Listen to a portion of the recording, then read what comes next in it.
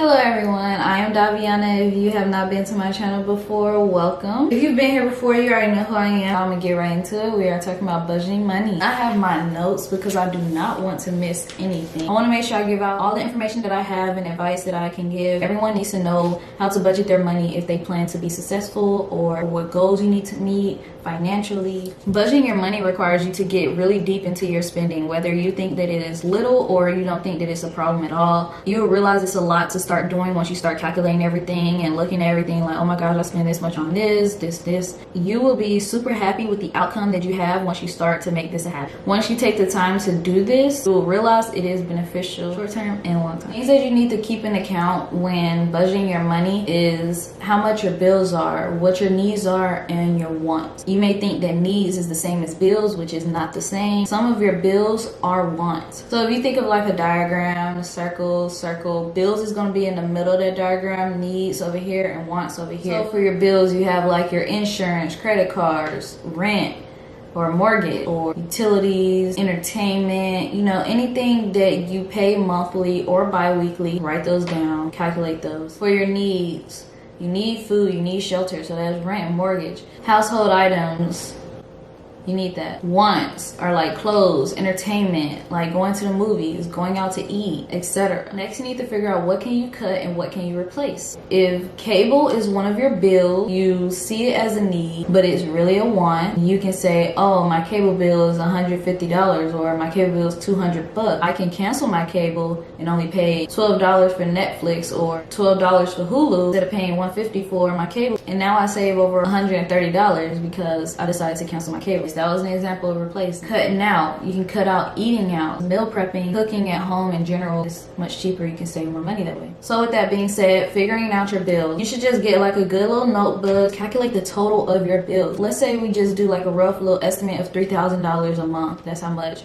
everything is in total. Then you look at your income. Let's say your income is $4,500. You want to find the percentage of your income that are bills. If your income is $4,500, your bills are $3,000. And to find the percentage of that, remember that math that you thought you weren't going to use? Well, it comes into play here. You're going to have your bills over income equals X over 100. You're going to replace the amount of your bills, which is $3,000, and then income, which is $4,500, which equals X over 100. So you want to cross multiply, which is $3,000 times 100, which is $300,000, equals 4,500 times X, which is 4,500X. You want to divide 4,500 on both sides so you can get that X alone, which is going to be 66.67% equals X. So basically your percentage of your income, 67% is going towards bills. Really, you only have 33% of your income to yourself. So basically you're working to pay someone else. That's not the idea that you should have. 67% is pretty high if you think about it. We want to try to get under 50%. Anything lower than 50%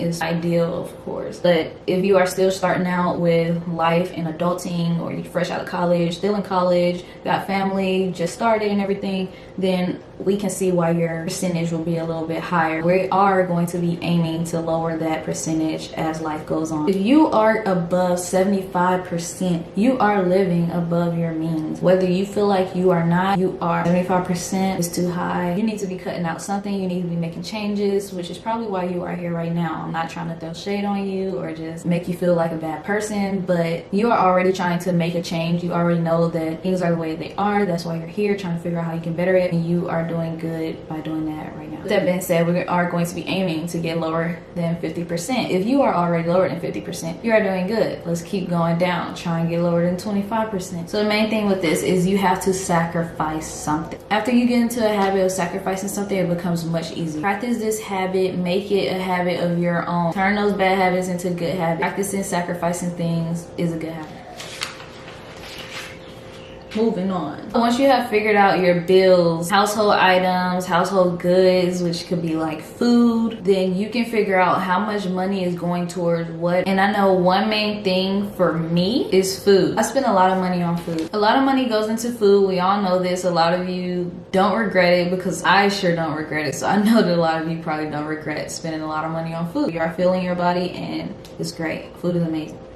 But But if you want to budget your money and reach your goals at saving money or making certain purchases, whether it is planning to save up for a trip, do a down payment for that house or that car, then you have to sacrifice something, like I said before. Food is one of those things. So cutting out eating out. Also with grocery shopping, meal prepping is key to saving money or budgeting your money when dealing with food. So with food, tip number 1, keep your receipts. You'll know how much each item costs. You will know when you bought it so you can see how long it lasts, which actually you need to know. You need to know that when budgeting money. So when you create your grocery list, then you will know exactly how much stuff you need, how much each item costs, and how much money you'll be taking to the grocery store with you. Next tip is figuring out what your list will consist of. From looking at your receipts, you will know, just for an example, that your bread may only last 1 week with the 3 people living in your house. So you will know how much that bread costs. Let's say that bread is $5. You know that it only lasts a week. You'll have to keep track of you spending $5 a week on bread alone. So when you make your grocery list, however you make it, either you go grocery shopping monthly, bi-weekly, or weekly,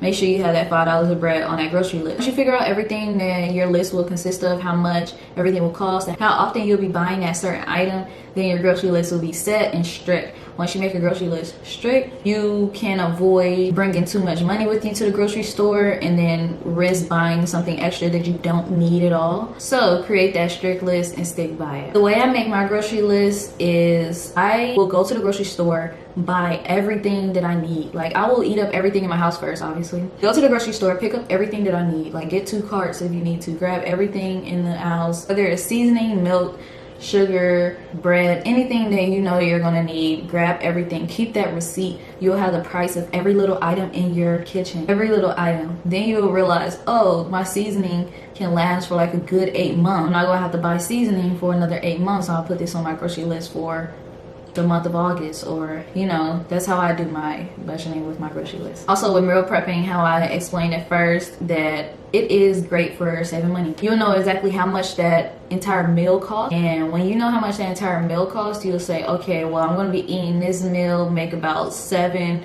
different meals for the whole week, and it only costs me 20 bucks to do that. And then you know, oh my gosh, I only have to spend $20 a week, which is gonna be $80 on your grocery list, versus spending $200 because you feel like adding cheese to this or adding this and this to that. So once you figured out all of that, it's time to plan out your new budget. My favorite way to budget is yearly. If you budget yearly, you can have like a set goal of how much you plan to save at the end of the year, or what you plan to do within that year, whether it's like trips or whatever. So you'll know, like, okay, I need these 3 months to save up this amount so that I can take a trip on the 4th month or whatever. For starting out, at least getting that monthly budget plan is a great start, and then you can move on. So first you need to write out the prices of everything.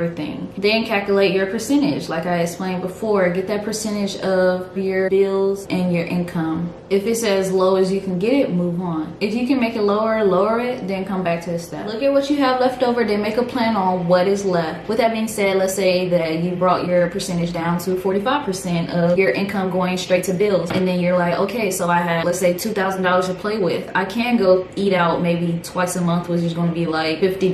Let's say you and your spouse or your boyfriend, girlfriend, y'all go and eat, and then both of your meals are $25, so it's like $50. So with that being said, if you're looking at what is left over, let's say you have about $2,000, you're like, okay, maybe I can go out to eat maybe twice a month to treat myself or treat my family. Then add that in there, but make sure you put that in your budget plan so that you don't omit anything and then you think that you're saving more and you're like, what's going on? Why haven't I saved more? You stay strict to what you write now, and everything is going to be superb. So once you figure out what is left over, once you made your changes on adding things or taking more things out, then you can create your goal. What is going to be your goal each month or yearly that you plan to save? Let's say you have that trip that's $6,000 and you can only save $1,500 each month, then you know you're going to need some months before you can actually get that $6,000. So you got to keep that in mind. So with the money that you have left over, make a goal to save that monthly or bi-weekly, however you choose to make that goal. After you add those once, it's not going to be an issue. You can move on to making your budget plan either on paper or by a document. I like to make mine on an Excel spreadsheet. I can make a whole video on how I make my budget plan with my real numbers, so let me know if you want that video and I can definitely do it. But once you put that on paper and on a document or a spreadsheet, however you choose to do it, then you have completed your budget planning. Now all you have to do is just stick to swear by it, is make sure you abide by it. And that's going to be the end of my video. If you have any questions, please ask. please ask. I do not mind answering any of your questions. I love to help.